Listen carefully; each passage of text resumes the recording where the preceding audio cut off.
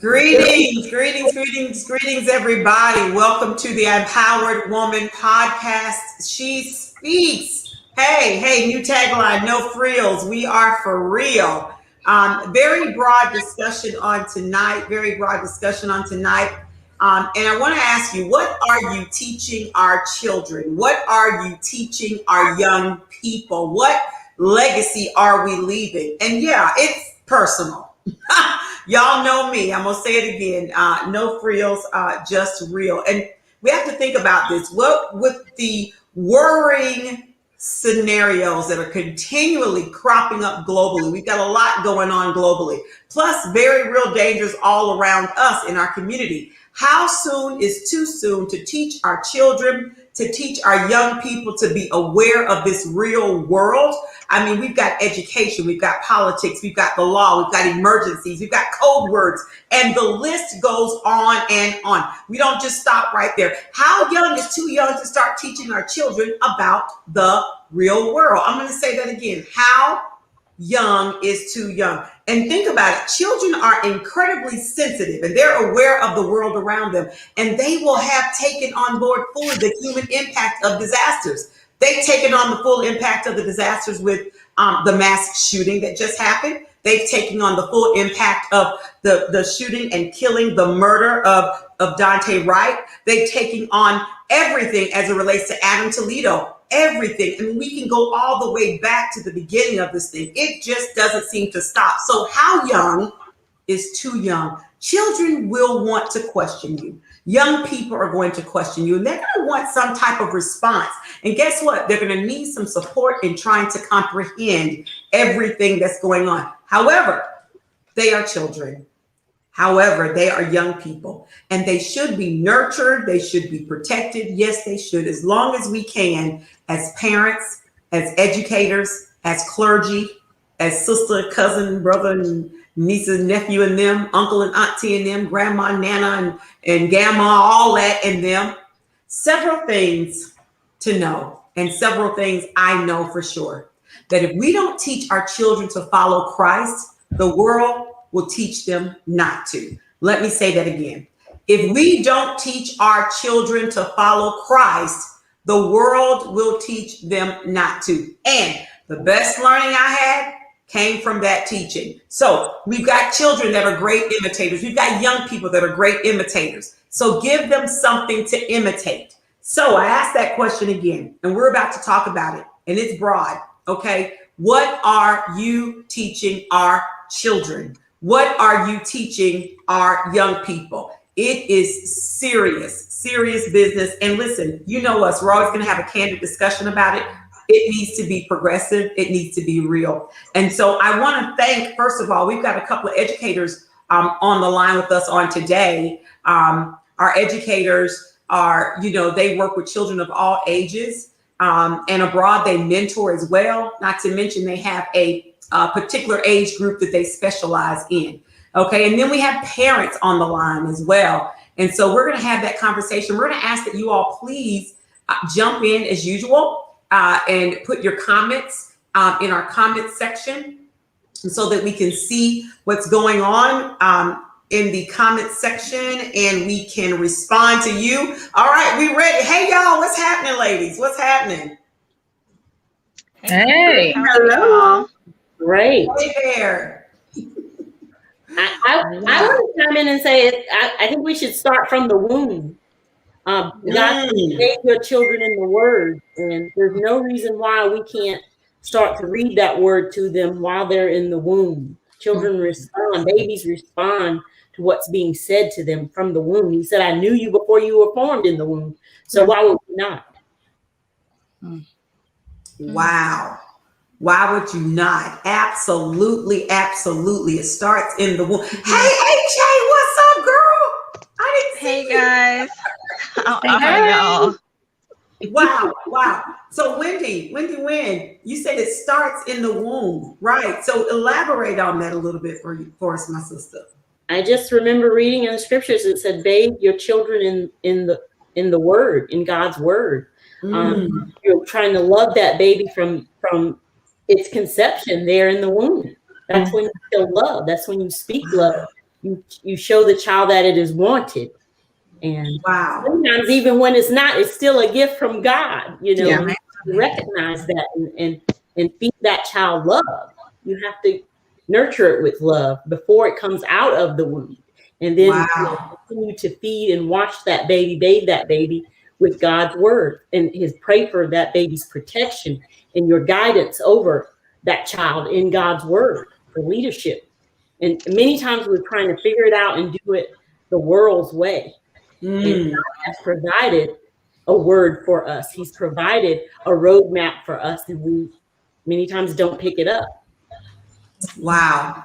Wow. Wow, wow, wow. That's real talk. I mean, I want to park there for a second if y'all don't mind. I mean, because I remember with my 29-year-old, very specifically when I was carrying her, I was a new mom, about to be a new mom. And yeah, I took some time to sing to my stomach. And back then I couldn't hold a note now, let me just say, but I'm sure it helped a little bit, you know, and I prayed a lot. I can't say that I was in the word like I am now, but I prayed a lot out loud. So you bring up a very valid point. I mean, it starts there. Wow, that's deep. What are we teaching our young people? Wow. I didn't want to jump in, but when she said it starts in the womb, I don't want to quote any research, but I have read research where it says when you speak to your children in the womb and they get used to hearing your voice and sounds outside of the womb, it does start in the womb. I remember with my first child, I would literally put ocean sounds and classical music, because that brain-based research tells us that classical music, certain types of rhythms and things, it soothes kids. So quite naturally, a child being inside your womb and you are speaking those words of affirmation. Wow. In especially a soothing way, a soothing manner. And so a child comes out and then they learn to respond to the word. Wow. Respond to the word. That's a good one. Wow. All the expecting ladies in the house, wherever you are at, if you are not doing that, that's a great recommendation. Yeah. I mean, really, because think about it. I mean, I'm just sitting here thinking about what you're saying. I mean, you know, all the yelling and screaming they hear too. Yeah. And it causes a reaction. I mean, I you know, wow. Awesome. Awesome. That's good stuff. That's good stuff. We've got some comments here on the screen as well. I saw those popped up a second ago. My opinion is if they are young enough to understand, then I would not put an age limit on it. The old saying is it starts at home. Thank you, Minister Yancey. That is right. It starts at home. She also said, I would also say, explain it so they can understand. Sometimes you have to meet them where they are. You know, a lot of times we do that. I'm going to say I used to be that person where, you know, where I would talk to some of my associates or acquaintances where I would hear them say, speak when spoken to. Actually, Sister Rolanda and I were talking about that today. When you have friends or acquaintances of the parents that say, no, you speak when spoken to, you know, or get out of there, get out of grown folks conversation. Now, I do believe there's a time when children don't need to be in our conversation. There's also a time when we have to explain to them the whys of life so it doesn't hit them so hard. So I agree with her that it starts at home. And if they're old enough to ask the question, we just have to be careful how we explain it. Maybe it's visual. Maybe it is with music. Maybe it is on the internet. I don't know, but we should not just kind of tell them to sit down and shut up. We should really openly communicate with them. And you know, Evangelist Denise, this generation is the generation that is asking questions. Even though I'm only 25, I grew up, and a lot of my peers grew up on that old school mentality. Just my little circle of life. We all grew up the same. Speak when spoken to, get out of grown folks' business. You didn't have an opinion. You didn't have a response, even when it felt like you should have one.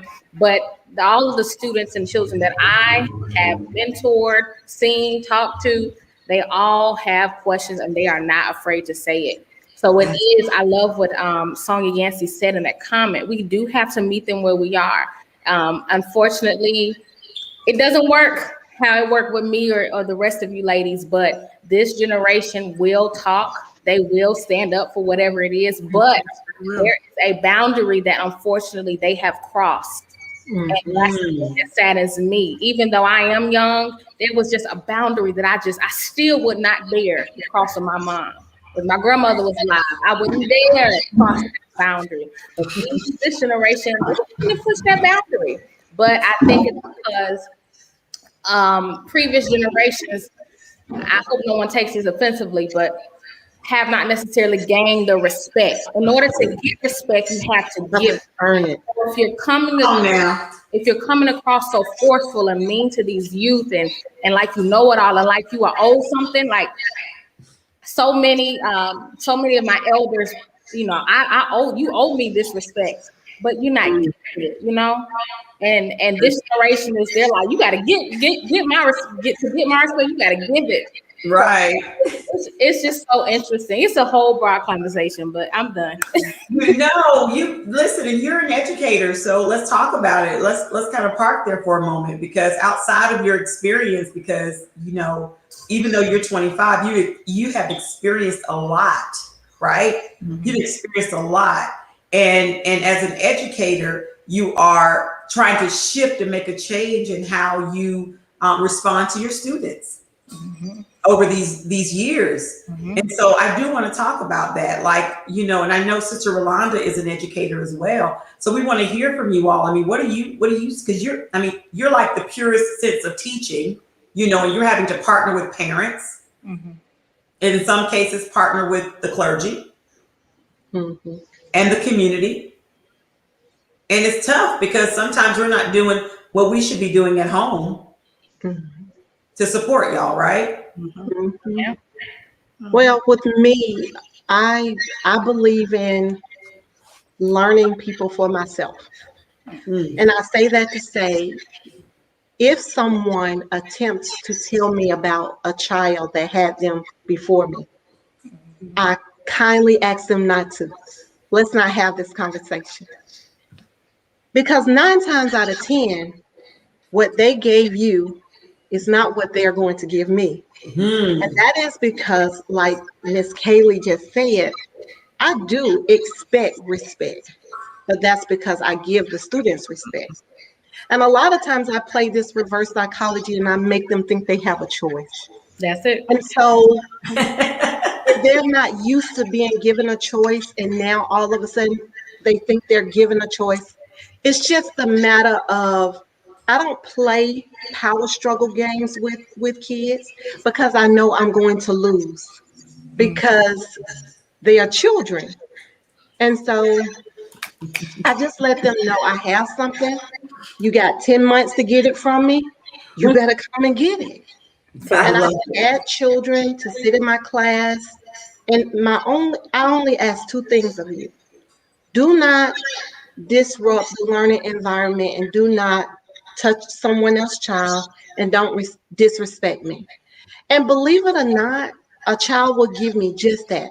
So I'll let you sit over in the corner. If you don't want to learn, that's fine. And when I pass out treats, I'm going to give you one because you did exactly what I asked. And then when you realize I'm still getting a treat, yes, because you did your part. You did not disrupt learning. And so eventually I reel them in. I reel them in. So it becomes I have something for you. It's free. And I only have 10 months. It's going to go by so fast. And I normally say, October, it's all downhill from here. So I mean, I love what I do. And so I make them love what I do. Amen. And as long as we all respect each other, we typically have a really good 10 months. You know, so I love what I do. And so most of the time I can get the kids to love what I do. Oh, wow. What are your, I see you nodding, Mr. Kaylee. What's up? What's up? Educators in the house. No, I give the floor to someone else. I see her. She's like, yes, that's what I do too. I love it. I love it. What y'all got? What you got, AJ and TP? What's up? What y'all thinking as parents when we're talking about what are we teaching our children? I mean, let me ask you this before you answer. We're going to shift it a little bit. First of all, thank you, Sister Rolanda, for that response. That was dope, as Minister Kaylee says. That was super dope. I mean, and to hear that is refreshing to me because I have not always felt that way about some of the educators that support my daughter. And, you know, I'm a little bit different because I tried to meet them where they were. I'm thinking about my youngest daughter because she learned a little differently. And so, so it's good to hear educators say, listen, this is what I do. And I'm taking an extra step and I'm reeling them in. And it's almost like a reverse psychology. And I love what I do. And this is how I roll. So it's really good to hear that. But let me go back. So the question I have, even in hearing from Sister Rolanda and what all this stuff is going on in the world, TP. I mean, you know, you've got Dante Wright. I got to put their names. I got to say their names. You got Adam Toledo here recently. You've got just so many different things that are going on. You know, how do we navigate through that and meet them where they are and give them and help them learn about this real world and how to get through it? How do we do that? What do we teach? What is our response? Teaching. Okay. Well, I think just looking back at my life and my upbringing, my mom never sugarcoated anything with me, and that is something I took forward into, you know, with my parenting, with my children. Now, I was that mother, though. I have to go back and just throw that in there. I was that mom that says, you know, you stay in a child's place, you know, you don't get in grown folks' conversation, you know, and I'm not going to necessarily say speak when you're, you know, when you're spoken to, but you have to do it respectfully. So I think that was one of the things. I did want to throw that in there. But as far as that goes, like what's going on in the world, you got to be real. You got to be real with them. And it goes back to whatever, I can't remember the person who posted it, but you got to meet them where they are. You got to talk to them on their level so that they understand it. You got to show them examples. I remember it was on a whole nother topic, but I remember pulling together articles and pictures and things like that to show my girls, to show them, like, I'm not trying to ruin your world. I'm trying to show you what can happen if you don't listen to what I'm trying to teach you. Right. I'm trying to teach you this because, for one, I've probably been through it, experienced something along the lines, or there's someone who has. But as far as like the what's happening in the world, you got to be real with your kids, and you got to let them, right. You got to give them that platform to be able to come and talk to you too, and let them know that door is open, that they can talk to you about anything. One of the things I do not do is get on the phone and yap about whatever my kids, you know, talk about what my kids are talking about to my girls, because sometimes that embarrasses your children. That makes them feel like you don't, you know, keep everything to you. I remember just experiencing that as a young woman myself. And so out of that experience, I will not do that to my children when they come to me and talk to me about whatever. I don't care how stupid it sounds to me. Wow. And I feel like you should know this. They don't know it. They do not know it. You have to meet them where they are. Just period. Meet them where they are. You said meet them where they are and don't sugarcoat it, you said. At all. Mm-hmm. Wow.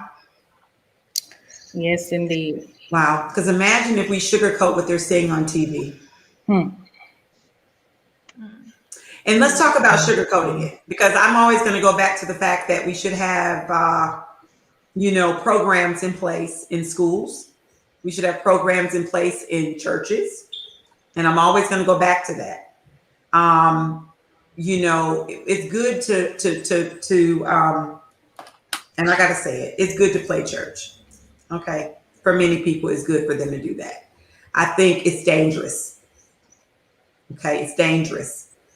We are meant to be disciples, right? And so we are meant to go out and do God's work, do kingdom building. And we are tearing down the kingdom if we are not having some quantitative and qualitative programs out there that deal with children learning about social justice. Children, that's not sugarcoating it, right? They got to learn about social justice. They got to learn, you know, what to do in the case of an emergency. They got to learn about those. They got to learn about law.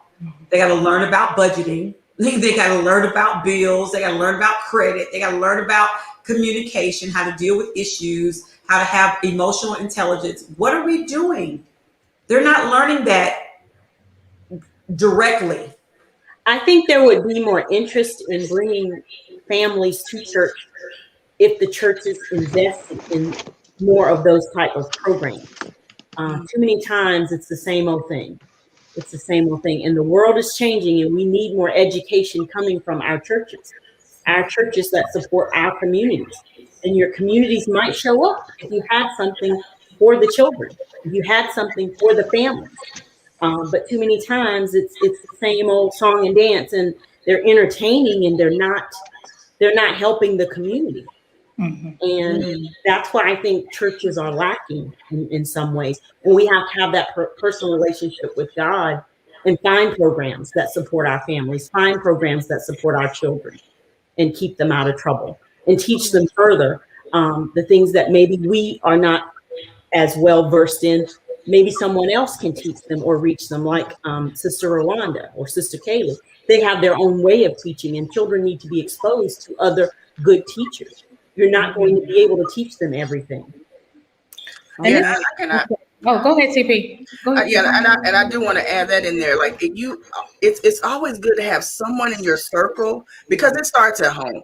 And hopefully there, it takes a community of people. So hopefully there's someone in your circle, if they can't talk to you, that they can go talk to. My girls know, and there I have girlfriends that are like, she came and talked to me about this, and you need to let up, sis. Like, I'm not going to tell you what she's saying, but and I appreciate that. So I just want to throw that out there. Don't be offended if you are a mom or a parent and they're going to someone else in your circle, but they're asking for help.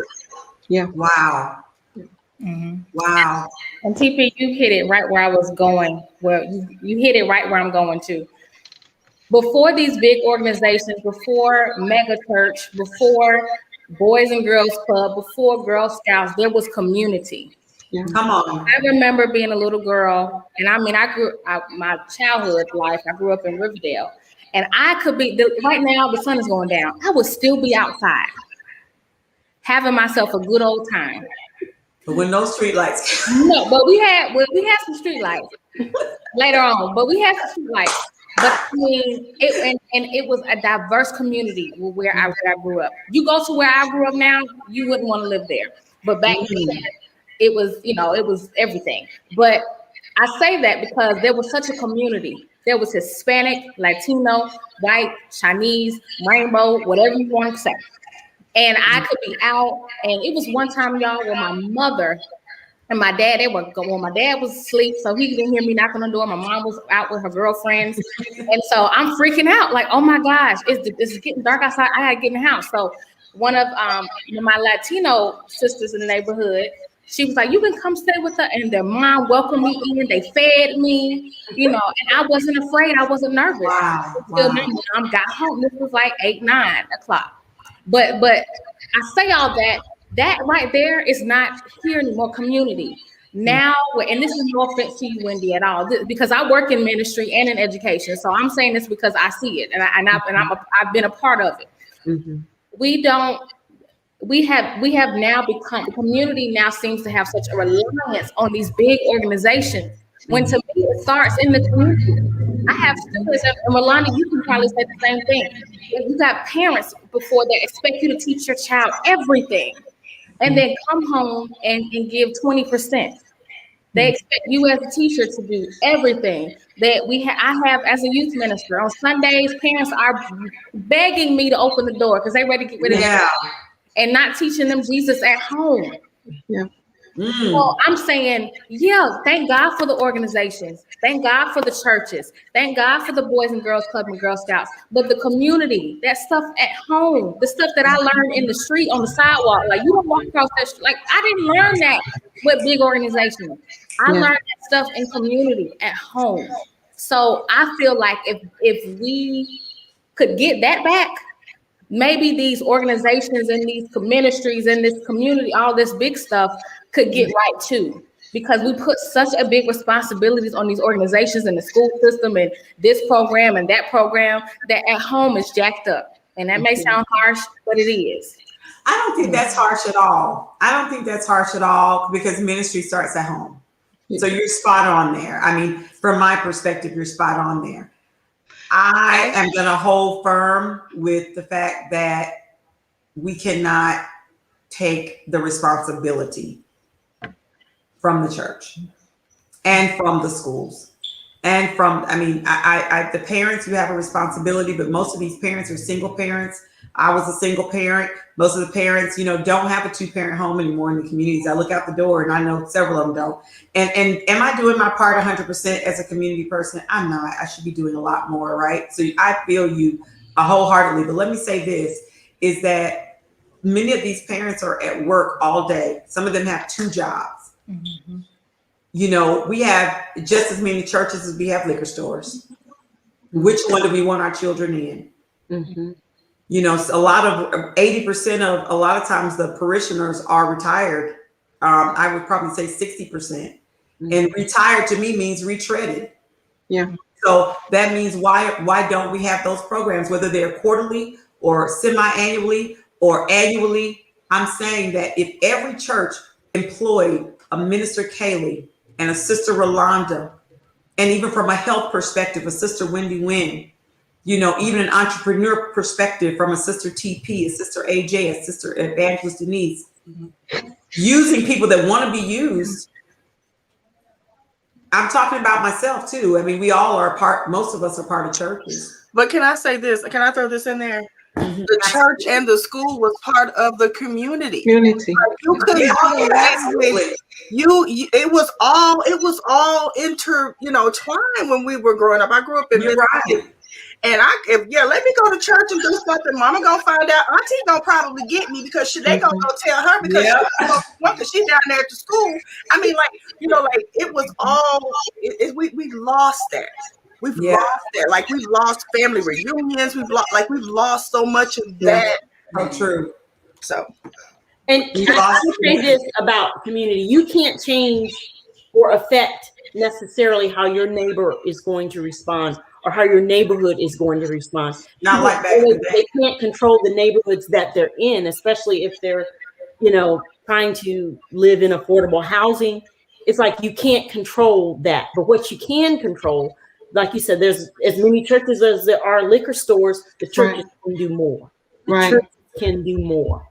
I think so. And stop waiting to just entertain people on Sunday or Wednesday night. Yeah. Do more. There are nonprofits that they could form to get donations, to get programs to help kids that need help, or help the single mom, or help the mentally ill, or help. There's so many things, or help the veterans, or help the homeless. There's so many more things that the churches can get involved in with nonprofits or with 501(c)(3)s, and gain money from that to support them in their efforts. Mm-hmm. And they're not educated, I would say, enough about it. But I think we can help. This avenue, this platform can help educate them about maybe considering doing that and adding that to their community. I was listening, of course, to everyone's perspective. I don't have children, but I've had experience, with my family, and also as a preschool assistant teacher for a couple years. And there's a lot of things that are fundamentally wrong that everybody kind of hit on and everything that are very, very true.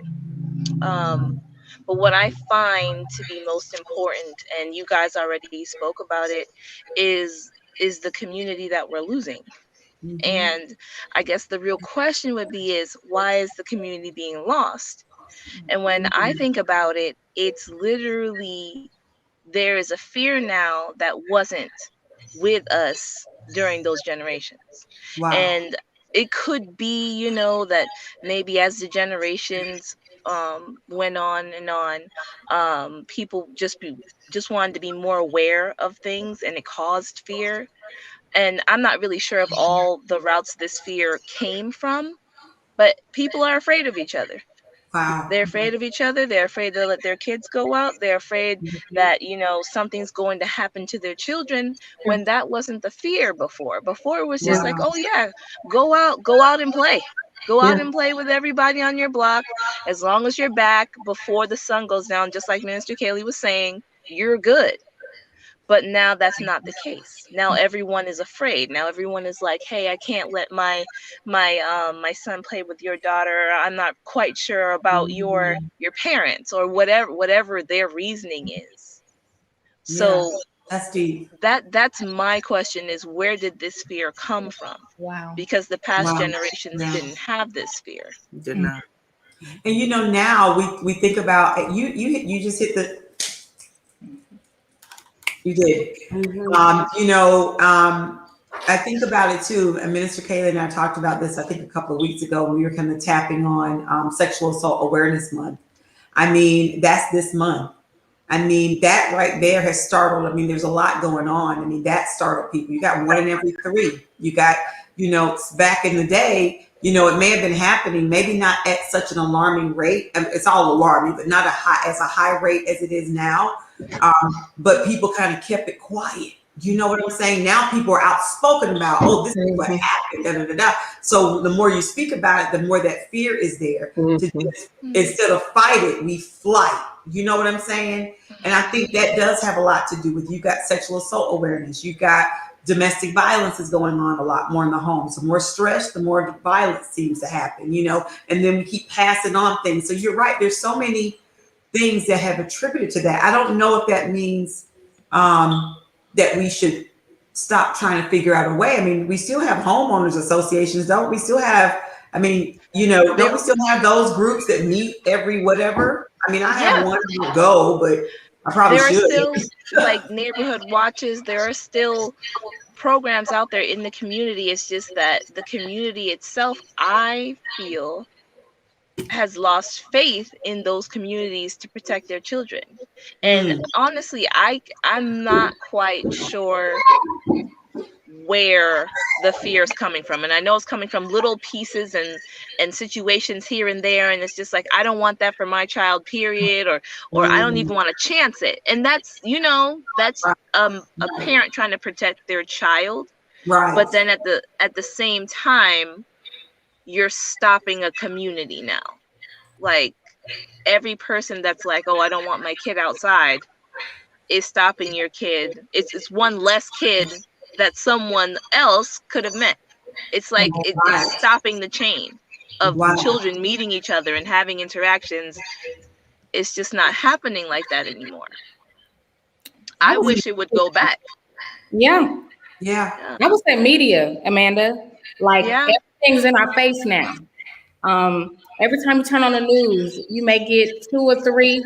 Look what good happened in our community. But out of 24 hours on the news, and we only got 3. This is what good happened in our community today. Out of all of that, stream a lot of fear. Look at the pandemic. Look how much fear has been in our community just off of that, and how social media has the dialogue that came across our screens that made people freak out, that made people buy all the daggone toilet tissue in the world. For what reason? Exactly. And our country is being ruled by fear now. It's like, what is next for us to be afraid of? What is next for us to pull ourselves away and become more isolated? So how do we change that for our young people? How do we as adults respond? How can we turn that ship around in all these different platforms? We have to remember that the fear, false evidence appearing real. Remember what it is. And God should be bigger than our fears. Are we making our fear bigger than our God? God is bigger than our fear. Where is our faith in Him and to guide us from these things? The knowledge is there for us. We have to look for it and receive it. Yes. And also, to add to what everybody else was saying, when should you introduce something to your child? The second that your child is curious about something is a perfect time, And you have to think too, like, there are some children who are introduced to guns at very young ages, right? You have to look at all the scenarios. Like, as long as you expose somebody to something while they're young and you teach them how to control that thing, you they will never have an issue with it. Wow. It'll never make them uncomfortable. You have little children learning how to shoot firearms. Right. And they're That's real controlled, talk. and they will never go into a school and shoot up a place. They're not doing that because they were taught when they were young. You know, it's just like pulling something and just putting it into perspective. You know, guns are really seen as a very dangerous thing, but if you teach a child how to use this tool appropriately, is it really dangerous anymore to them, for them? It's And I think that's across the board. I mean, honestly, you hit the nail on the head, AJ. You know, either you teach them or the streets are going. It's going to. That's right. Right. That's what my mom always said to me. You teach them, or the streets will teach them. Tell you that. While you're at work. Yeah. That's real talk. That's real talk. How can we help each their other? ears and the brain? It's like we've got to expand their knowledge, expand their exposures, expand their education, whether it be in church, whether it be in school, giving them opportunities constantly. And that includes us. We should not stop our learning just because we finished school. But there's so much more that out there that we have to learn for ourselves. That we're still learning. Yes. Right. Yes. And how can we help go ahead. Oh, I'm sorry. No. Go ahead, AJ. Go ahead. I was just gonna say, like, that whole mindset will create a completely different, beautiful person who's always looking to learn, who's always looking to be a part of things, who's always looking to create things. And that's the kind of people we want to make. We want to make children who are better than ourselves. So, and you can't do that. I think you talk about the older generations. You can't always do that when you're dismissive of a child. When they're inquisitive and you're dismissive, get out of here. I don't want to see you. Get out. You know, you can't do that. You have to be inclusive instead of dismissive. You have to teach them. Or like you said, someone else will. Yeah. Right. Wow. So a couple of things I'm hearing, I just want to recap. We definitely don't want to sugarcoat it. That's what we need to teach our children. Openness and honesty. We said there's no real, minimum age that we should start talking to our children or our young people about different topics. I think I heard that it's not necessarily the what, but it's the how we convey that particular topic to them. So we have to be creative in how we, communicate with them. I heard get them talking.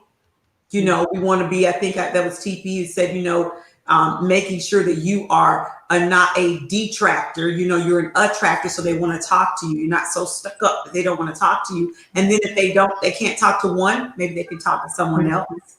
I think I heard the making sure that we talk about the I think it's called sensationalism of news and media. And that's real. And that we talk to our kids about how they do outrageous things to get a reaction. And that we have to really kind of talk about if it bleeds, it leads. We got to talk about, how to navigate through what we hear. I don't know if we really teach our kids a lot. Our kids, I think they're not goats. Our young people, a lot about how to be rational, how to have critical thinking, those things are real important. How to solve problems, character traits. So I heard a lot of that. Good stuff. Really good stuff. Good stuff. While I'm thinking of something else, what you got? Anybody got a point you want to put on the table real quickly before I go to the next, and then we'll take a break. I was just going to say, like, all of that stuff can be accomplished through simple conversation. Yeah. And even depending on how imaginative your child is, role playing. It's like, this is where you're coming from. This is where I'm coming from. Tell me how you think this person would act towards me while I'm this person. It just kind of brings some fun into the situation, and you can see directly where their mind is. Yeah. I find that that's always fun. Can I add one thing before we go to break? Yes. One of the things that I also did with my children, because I had to realize I sometimes scared them with my reaction, or they thought that I would react in a certain way. So I actually asked them to write me a letter. Mm-hmm. That way I can't interrupt you. I can't cut you off. Like I can't have a knee-jerk reaction to that one word you said that I felt was out of line. You get your whole complete entire thought out. So I just say, if you struggle with that as a parent out there, allow your child to write you a letter and see how it goes. TP, I did that with my mom growing up, and that really blessed my life. Okay, and it got me out of a few whoopings, even though I still got my butt whooped. But letters help though, and you're right about it.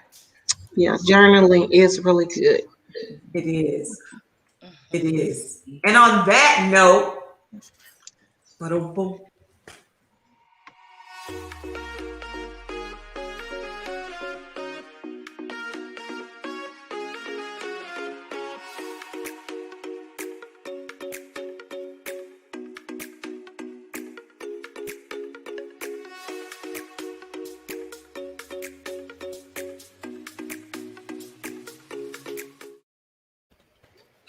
love it. Love it. All right. Oh, and there's midnight. That's gonna be fun. The midnight. That midnight. Hey. Oh, you're gonna make Kevin jealous. Kevin, come on down here, big boy. Oh. Kevin Hart, where you at? Kevin Hart. Come on, baby. Come on. While we're also still on the commercial break, I will also love to shout out this business. It is super duper amazing. Porterfield Travel. Porterfield LLC. This lovely lady to my right, bottom corner. She is fantastic. I'm not going to say too much because I would just go on all night. You guys, you are looking for the ultimate travel extravaganza experience. You need to hire. You need to book. Tawana Porterfield Travel LLC. They are amazing. They're going to get you right. They're going to get you on your trip safely. And she's thinking with you in mind. It's amazing. You need to book her today. The website is going to stream for a couple of minutes at the bottom. You need to make sure that you book today. The summer's coming up. Don't let COVID stop you. Go on. And it's gonna be all right. Jesus got you. Just go. Yeah, that's wonderful. I would add wonderful. Gyros and go. That is so wonderful. Just take your stragglers. Take your stragglers. You'll be all right. There you go. And your molecular iodine. Try iodine. Oh my gosh! And your ginseng tea. Come on. Thank you. All right, I got one more here. That's an awesome personal commercial. Listen, we're going to start sending her some love for that. That was awesome. Yeah. The check's in the mail. Hey, look, you got 30 days. I know. All right. Ladies, you have got to get your ticket for the Undo Ordinary Women's Conference. It is not too late, okay? I know many of us kind of wait until we get really close to it because we're so excited. We want to make sure everything's set aside properly. But we are waiting for each and every one of you. It is April 24th, 2021. That's this Saturday coming up from 10 a.m. until 1 p.m. Eastern Standard Time. It is virtual. So you can attend this amazing conference from the comfort of your homes, okay? Or your car, wherever you're going to be. All right, myself, yours truly, and Sister Dawn Stargell Moore will be your moderators. We're going to start it up right.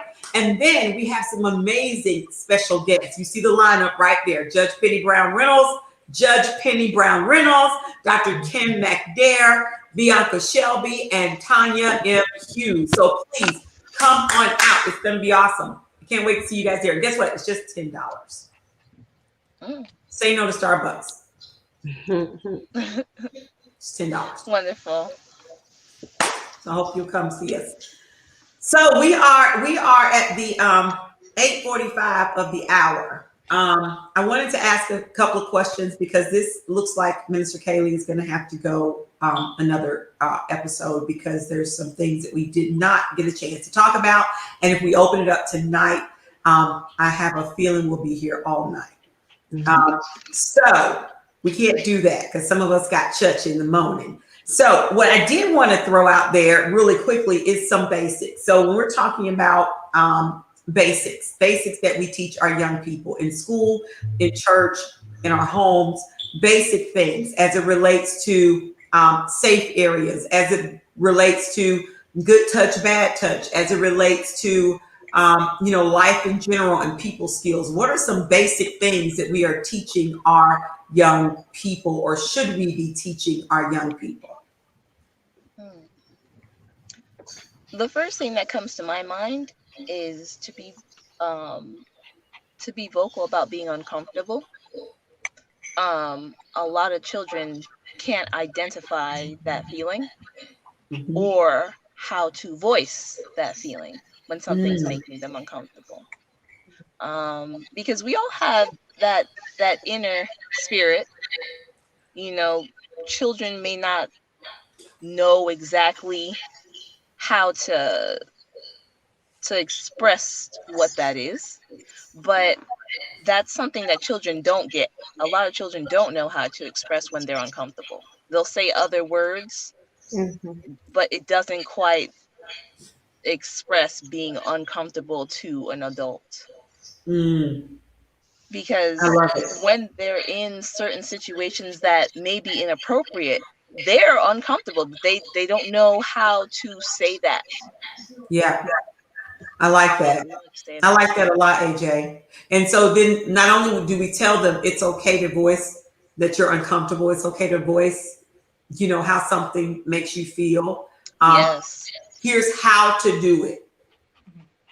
Yes. Your tone, the specifics, your body language, and maybe just go through that with them. I love it.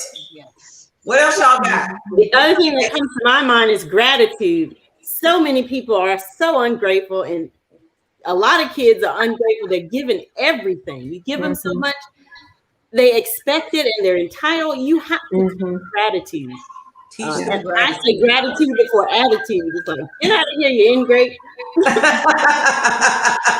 But you know what I notice as someone who doesn't have kids is that whenever you ask, because I tiptoe around, with parents sometimes when I see that, I'm like, oh, okay, you gave such and such.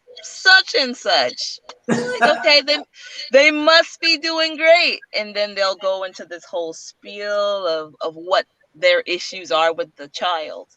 But they always end saying the same thing. You know what? I just want to give them more than what I had when I was a child. And in my mind, number one, a lot of people are doing that. But number two, when you do those things, you're raising a child that you can't even relate to. Right. And people get that. Like, you went through the certain things that you went through to make you the person you are. So if you are having a child and you're not having them go through those things, you can't relate to this child. And that's what happens when they hit teenage. When they become teenagers, it gets real. That's real talk. Yeah. It gets real. Wow. How do we teach them how to be grateful? We're talking about the basics here. How do we teach them how to be grateful? I can give one example before we dive in because we got a few minutes. One example, I used to take my children when they were younger to the women's shelter, women and children's shelter. We would be every holiday and sometimes several times throughout the year. And I even got my truck packed now with snack bags for homeless individuals. But I would take them there around the Christmas or the holiday time and say, look, let's go serve. So and so now my 17-year-old, she does not care about name brand. She hasn't cared about that. She don't care about that. As long as I got a shirt, some pants, some jeans, I like my cute socks, but she doesn't have to have name brand. She doesn't have to have all the extra stuff, because I taught them early on how to be grateful for what you have. Good trick. Mr. Kaylee. I'm going to dare to say this, but this is just my personal opinion. Come on. I don't think that gratitude or appreciation can be taught. I think it's a choice. I'm going to say that because I had my mom instilled that in me, but I did not become appreciative until I made a decision to become that way. I believe we can show them how with gratitude. My mom on Thanksgiving, we went into the we fed people instead of having our dinner. You know, we do all. She showed me all of those things, right? But as a teenager growing up, there were things that I did. I got a punishment for it, and I got whatever she took away back, and I still wasn't appreciative. Wow.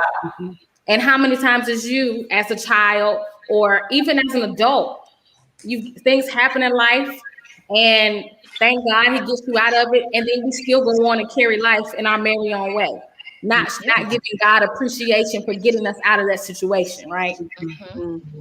It's a choice. Like now, when I go through something in life, I'm really appreciative to God because I had to get my mind in a place to show God appreciation and gratitude and not taking my breath and life for granted. So that's why I don't think that it can be taught. It can be shown, but I believe it's a choice because there's still students today. Same, I get the same issue with them or the same situation with them, and I can reward them, but it's still something that they choose to do. And then I hear you. So that's a reward. Fall back on the reward. Don't reward poor behavior. I have taught it. And if I have to keep removing privileges until you recognize where your privilege is coming from, that's how God can do us too. And you said the word. The word is recognized. You said it. It's a decision. But so I think it depends on the child as well. I think it depends on the child. It depends on the environment. And I like what you said. It depends on, they have to make a conscious choice as well. I mean, life is about choices. I just want to chime in. I want to chime in. Having a 29 and a 26-year-old, you know, that's true. What Minister Kaylee said is very true. What Wendy said is very true. You can demonstrate it, you can teach them, but they do have to come to a point where they recognize it and they actually internalize it, and they realize that the world owes them nothing. Owe them nothing. You need to be very grateful for whatever you have. And mine see that right now, being out on their own. Well, actually, I can say it started when they were about 18, 19, around in that area, where they kind of actually started to realize that, you know, the world owes me nothing.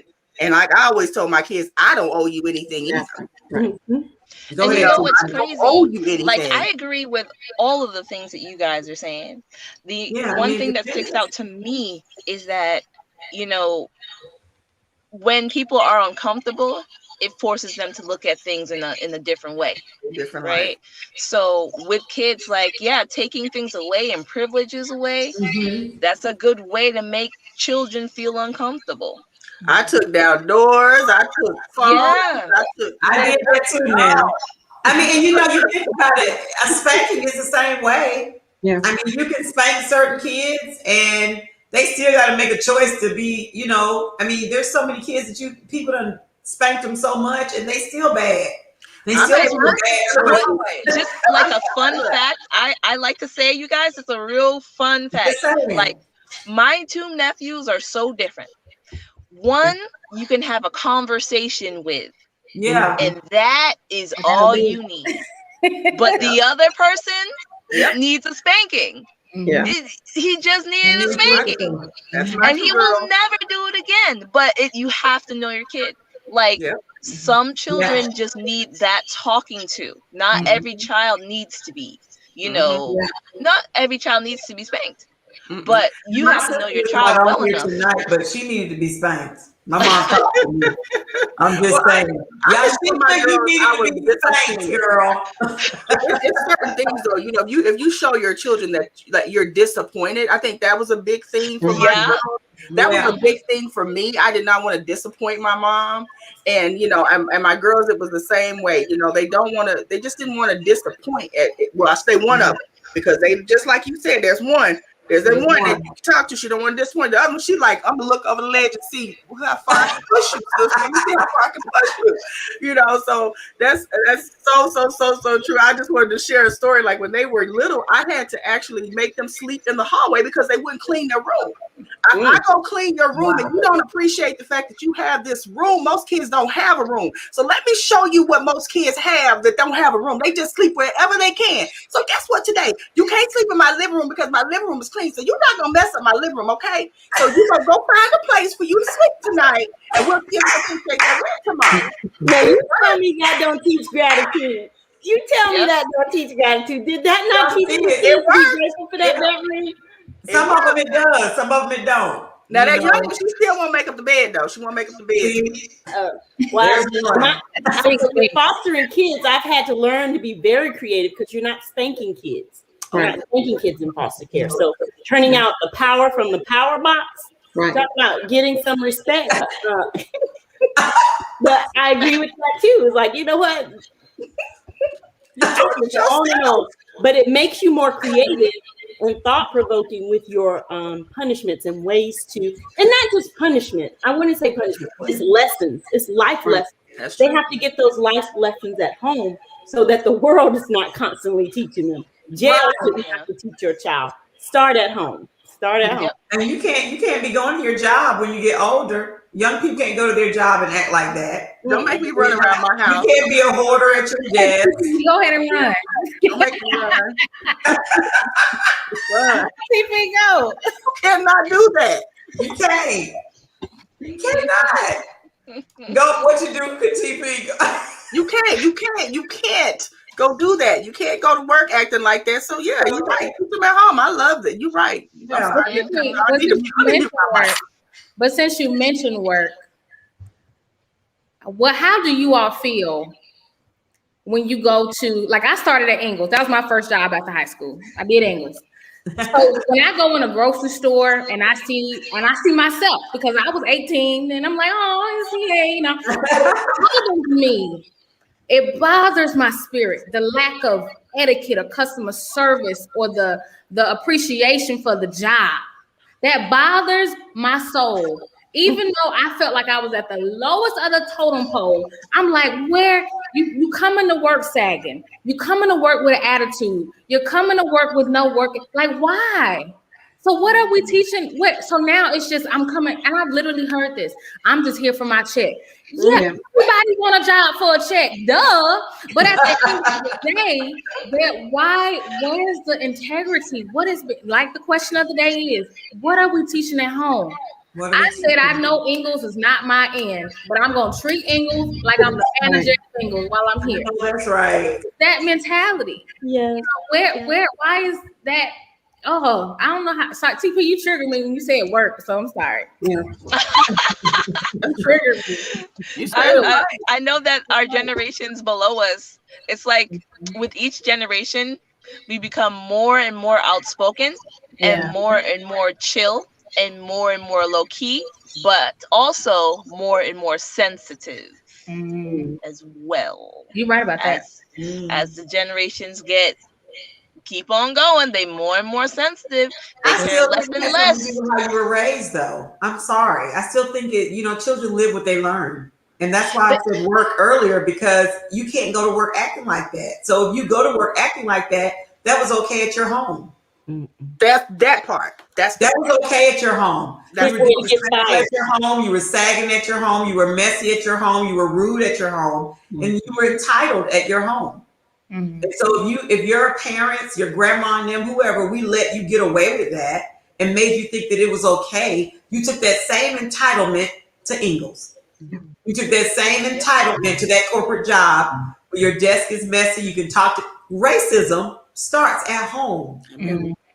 When you hear it, it started at home because somebody didn't call the chocolate person. They called them something else. And so you thought that was okay. Or they treated them differently. So you got somewhere and said, oh no, I am the superior being. And so I'm going to treat you differently when I get to work. I'm not going to pass you up on that promotion. It's so much deeper than what we're talking about right now. I mean, it's very deep. I think it starts at those vital ages where Minister Kaylee and Rolanda are. Even before that. But what you're teaching, one of the things that I've always taught any young child that was around me is, when you go to school, that's like your parent.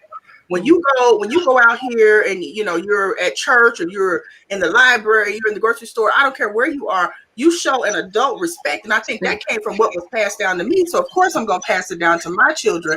But I also hear what they're saying, that this newer generation wants respect too. But and I agree with that. But I tell my children like this: let me handle it. If you feel like someone's disrespecting you, if I'm there and you're that young, I'm going to be somewhere around, or I can get back to them. Let me handle it. Don't you try to handle it. So I think it's a tough. And then how you handle it, they're watching it. That's it. Yeah. I think it's character building, and a lot of children, they imitate what they see at home. And so everything, I hate to keep saying the same thing, it's all about respect and how kids see their parents interact with other people.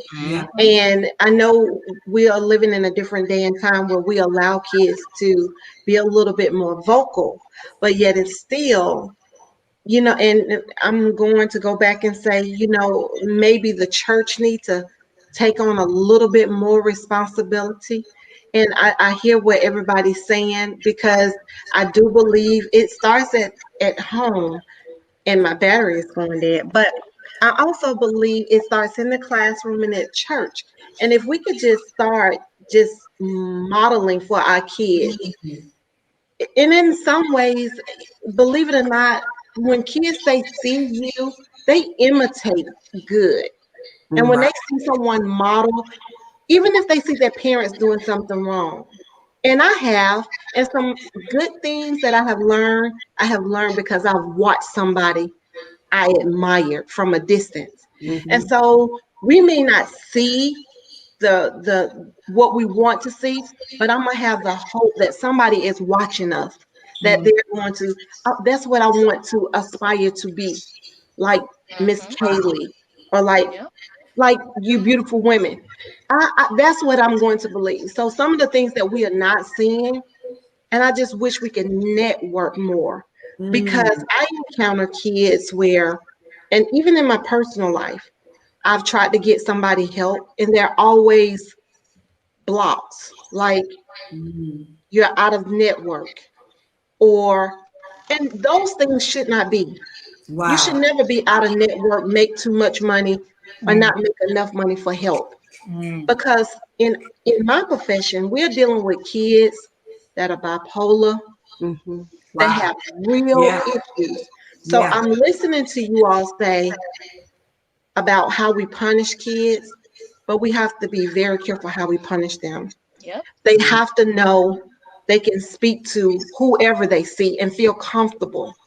So we have to make ourselves presentable to say, Miss So-and-so, I didn't like when, and it doesn't matter who it is, because I want you to tell me if you don't like something. I'm going to find a way to help you.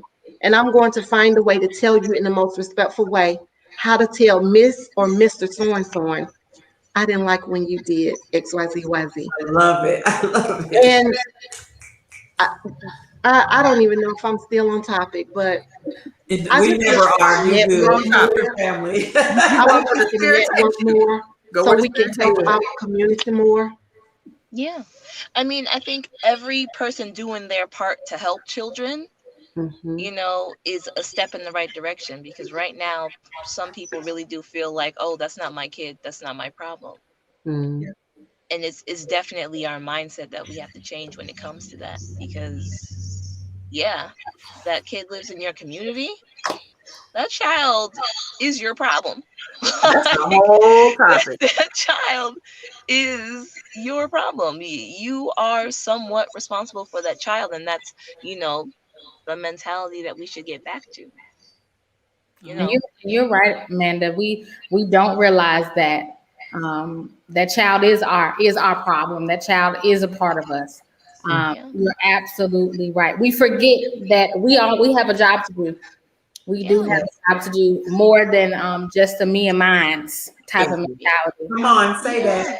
And that has like transpired. Like I really cannot, it's sad. I cannot remember when I switched from being able to go outside and play till 8 o'clock at night to my mom telling me, no, never mind, don't do that. Like I can't even recall that. It happened so suddenly when that switch the times occurred. And I can't even imagine when or where. But this topic tonight has truly been impactful. Wendy, Amanda, TP, Evangelist Denise, our awesome guest. I don't know where she went off. Battery died. Yeah, she was amazing as well. Awesome. It was. We got to do a part 2, Evangelist. We have to do a part 2. Wait, she's here. She's back, y'all. She's back. She's back. Awesome. I think I'm back. We should definitely do part 2. Come on back, Susu. We were saying, Rolanda, how much value you brought to us on tonight, and you are so appreciated. Thank you. It's so Thank good you. to hear I from enjoyed myself. you. I enjoyed myself. Evangelist, any last remarks before we close out? No, I love you. Love y'all. Come back and see us next Saturday at 8 p.m. Eastern. Please share it with a friend. I said no, and then I kept talking. Please share it with a friend. Y'all know me. Please share it with a friend or family member. We want your positive perspective. You're real and you're real. No frills. You're real and your positive perspective. We are looking for solutions. This is a platform to support us as women, as empowered women, as we are trying to progress in parenting, in education, in ministry, in corporate America, with social issues. We are trying to move forward progressively. And so we ask that you please join us every single Saturday at 8 p.m. It might be 5 of us, it might be 2 of us, it might be 10 of us, but we cannot do it without you. So please, we see you next time. We love you.